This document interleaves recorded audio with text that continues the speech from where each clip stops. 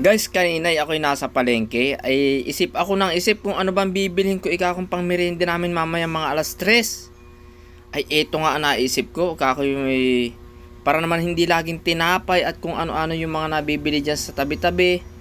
Ay ito ang binili ko, kamuting kahoy guys.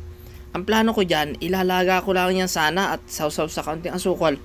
Tas may kape, ay ayos na. Ano ba naman to si misis ko at nagsuggest na kanya raw gagawin nilupak?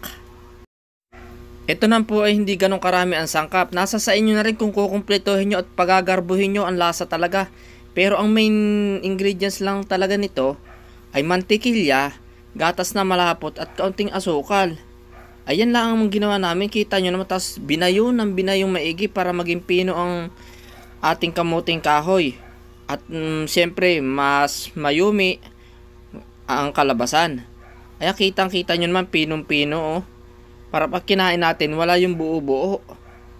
Ay kaya ayan, napakadali naman hong gawin. Kaya kung kayo ay nag-iisip din na ng may meriendahin, baka pwedeng subukan ninyong gawin to. Aba, napakadali lang naman.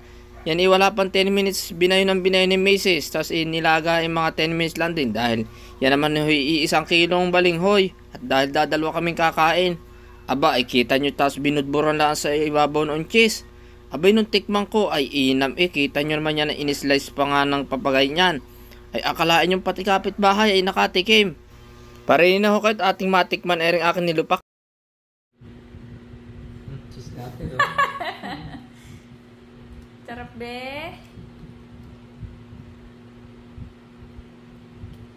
Mmm.